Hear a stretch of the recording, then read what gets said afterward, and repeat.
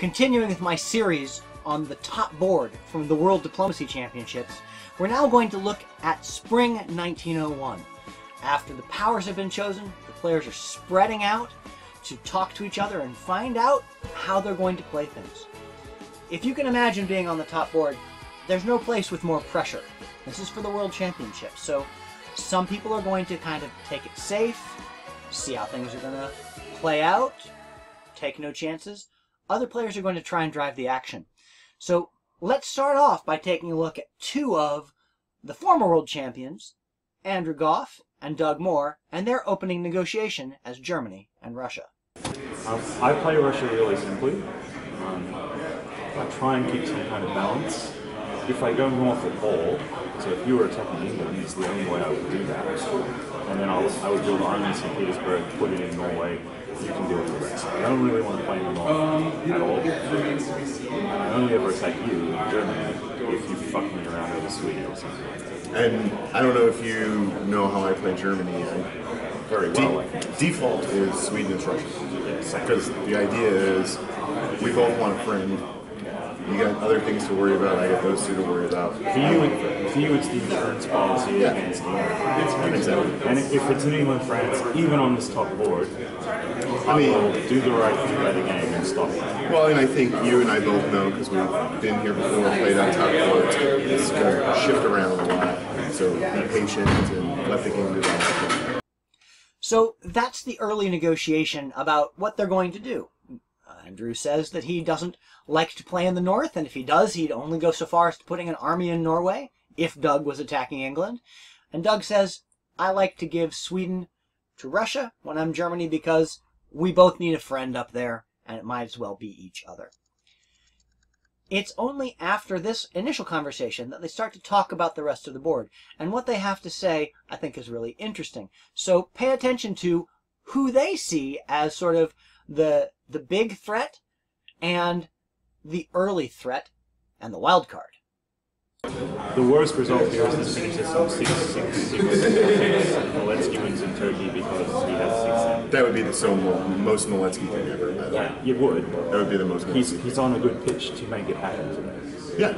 But I think there's probably enough good players to get a better result. So I think that Peter is the hungriest player on the board in terms of wanting to win this game. And I think he will tie it quickly and jump first. Yeah, I think it is. So, and then the second wild card is what happens with Chris. Does he go west? Does he go east? I'd love to see him in west. That would be spectacular. I'd love to see that. So, Dave Maletsky is a threat if the game bogs down and everybody ends up swirling around 5 or 6 centers. Peter is hungry. He's going to jump first, but maybe tire out first. And then the wild card, Chris Brand. Which way does he go? They'd like to see him go west. Let's follow Andrew Goff now for a second as he goes and talks to Adam Silverman. And look at what they have to say to each other about sort of opening theory and how they want to get the game started. What I just said to Doug is where I don't really want to go. He sort of said, Sweden, that's the extent of what I'm looking for. I'm certainly not open to St. Petersburg. Unless you sort of provoked me, I'm very happy to leave that situation. I'm happy for you in Germany to work against France. I'm happy just to watch your side of the board. Okay. Yeah, my thing is no northern opening, no fleet in the north. I'm perfectly happy to... There's no way I'm building a fleet in St. Petersburg with Peter Jurgen in Austria. Right. I'm not crazy. I got it, yeah. Everybody's got a plan until you get punched in the face. My plan is probably to avoid being punched in the face too often. Yeah, that's mine too. But we'll see how it goes. Okay, again, Andrew's not going north. Adam is happy to keep things very standard. And unless, a fleet shows up in the north, and he's not going to go over there top. And Goff says, that's not going to happen while Peter Jurgen is in Austria. Well, let's turn our attention to Peter Jurgen, because as both Doug and Andrew kind of reiterate, he's driving a lot of the action here in spring 1901. Let's look at his first conversation with Adam. What are you hearing over there? The usual 1901. Nathan's seem like he wants to work with you. I was like, so what are you doing? You know what I have to do. He may feel resigned to work with me because of the position. That was the sigh that came out. I'm sure he's not like happy about it, but he may feel resigned. I think that's how it feels. So there's more to their conversation, but it was mostly around how Adam was feeling like he wasn't interested in talking about Belgium yet because he didn't know whether or not Goff was opening north. I want to pivot from that to watching some of Peter's other conversations, because what you just saw there about him feeling out Adam about working with Nathan, that's going to come up again. What are you seeing in the West?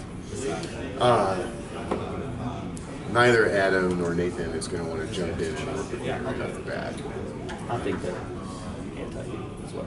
I don't think they're going to necessarily work together against me. Yeah, I think you're getting the sense they're not sure yet. I think. I'm getting the sense that they are at least 60-40. I think. Just a heads up. I think Silverman is, but I don't think Parks is. Okay. Yeah, I saw you guys talking before. So. Yeah, because Nathan doesn't like working with Silverman. No. So. No. And he could be putting on a show. When I was talking, I was like, so what do you think you're doing? He's like, you know what I gotta do? Like, big sigh. So he tends to be melodramatic. And so Yes, he does. that also means he could be telling everybody else he's working with someone except for you. So I think it's very reasonable. Well, he doesn't. Nobody's going to commit it. Not in the West. I agree. Yeah, I think it's pretty standard fare, and everybody's going to go, well, shit, what do we do now? Okay. So you saw what Peter did there, talking with Doug. He felt him out about whether or not he felt like he had a strong partner, and then when he sensed that he didn't, he suggested, well, Adam and Nathan looked like they might be going together. And then when Doug kind of bought into that a little bit, kind of thought maybe more Adam than Nathan, then Peter just kind of rolled with that. He's kind of planting that seed to think that Doug was going to have to be kind of in a siege mentality coming out of the gate. Now, what does that do for him? Well, I don't know exactly what he was thinking, but he's certainly setting up that expectation. Now, you've seen it happen in one conversation, I've seen it happen with another conversation, and here it is one more time. I think we're going to need a strong Russia with the shit show that's going to happen. I think he and F are working together. So we should get into. Okay. Yeah. Okay. Okay, and there you saw it again. Third time in a row, and it's the first thing that happens in this conversation. I don't have all of Peter's negotiations, of course, but he has once again set up this idea, there's going to be a strong EF, we're going to need a strong Russia in the north. Well, okay, so he's definitely pushing this narrative on the other side of the board. Now, let's take a look at what he wants to do here right out of the gate. Because as you've seen from the other players, everybody's really cautious, nobody's really picking a target. Peter has other plans. I think we killed Voletsky now. Reagan's on board with that. I would like to DMZ Galicia with you. Yeah. I almost always DMZ Galicia on both sides, Russia and Russia, because I think you've got something better to do. You can choose to do whatever you want with Moscow at that point. Gives you flexibility, gives me flexibility to make sure Italy doesn't want to stab me. And it establishes quick trust between the two of us. So. Okay, but where is Vienna going? I always cover trade. That's what I do. I'd like to. You have a deal. I just don't like giving Italy a reason to try to run in on me, and I think that it gives Russia and Austria a lot of flexibility. So.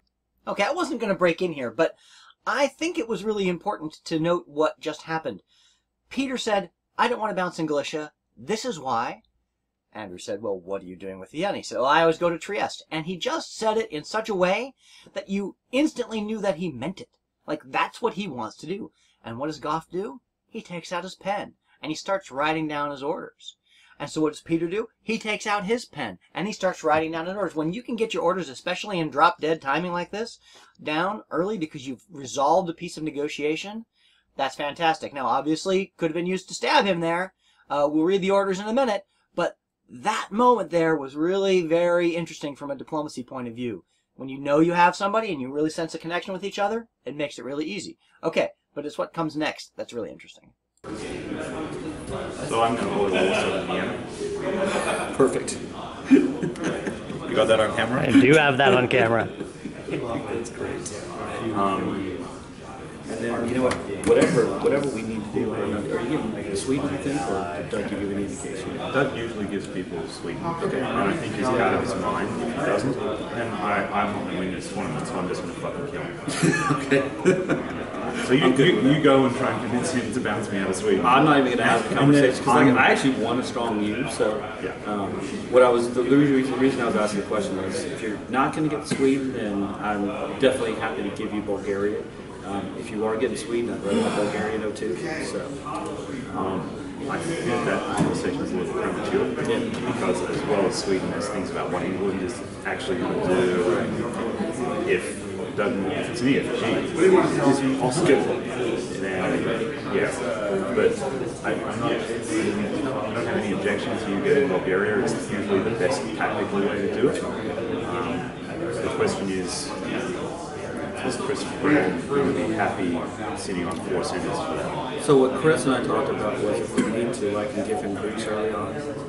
So just to tie that up, let's get him on our side. Let's get him having the extra fleet if he needs it in the West. Again, that may be a little premature, kind of depending on where dynamic ends up being in the West. But yeah, I think Chris is totally on board to kill him. Not only any of us, but West behind us. So yeah, especially with the tight list. I think for me, it's about taking this from 7 people from the tournament down to 5, and if Ledskin and more are the 2 that are the obvious ones to kill first, then let's do it. That works for me. So what did Peter do there that I think is so cool? What Peter did there was he transitioned into a conversation about who gets to own Bulgaria in 1902 without prefacing with it like, well, assuming that we're going to move on Turkey. No, he just was like, well, if you don't get Sweden, I'm happy to give you Bulgaria. And as you can see, it takes Andrew a second to kind of be like, whoa, hold on. And then he talks himself into it as well. And he says, well, there's lots of other concerns. This could happen. What about Italy? And what does Peter say? Well, I've already got Italy on board. I'm happy to give him Greece if he needs it early. Oh, so he's established that, there's this position already. There's a coalition forming. The conversations are happening about moving on Turkey early. And hey, that's something that Andrew really kind of wants to do anyway. So when Peter simply talks about how we're going to divide the dots, rather than, I really think that you should work with me against Dave, he just kind of takes it for granted. And I thought that was a really interesting way to start that conversation off. Let's close out here before we have the orders read with a little bit of the conversation between Peter and Dave. As Austria and Turkey, we know that Peter is trying to form an alliance against Dave. Let's see how their conversation goes, and then we'll do the orders. So, I mean, I'm going to open super standard. Golf and I already talked about this. I am a little bit worried about the situation. So I'm happy to, if I can be like around near the board, the time call with the tiebreaker, and be present to try to a shot at it, that would be great. Because I picked last expressly to get the tiebreaker. So you played with me, I will happily lay off of a bunch of centers so that doesn't get to him immediately because he's next to Silverman and Rando Barnes. So what does Peter do? Peter just listens. He lets Dave drive that conversation. He asks him one question: are you going to bounce in the black? A question that he didn't ask Andrew. So that's kind of interesting. We missed some key conversations from some of the other players here in spring 1901. We'll catch up with them in the fall. Right now, let's look and see how the moves turned out. All right. Army Vienna to Trieste. Budapest to Serbia. Trieste to Austria. Sevastopol to Black Sea. St. Pete to Copenhagen. Warsaw. Moscow, Ukraine. Eddie to Norwegian. London to North. Getting the sense of what's going on. Venice to Trieste. Rome to Naples, Naples to Wyoming. Rome to Naples. Bum, bum, bum. Con to Bowl, Get that out of the way first. Yes. Hank to Black, Smooth Con. Wild. Wild indeed. Paris to Burgundy, Marseille supports Paris to Burgundy, rest to Mid-Atlantic. Munich to Ruhr, Berlin to Kiel, Kiel to Denmark. Munich to Ruhr, Berlin to Kiel, Kiel to Denmark.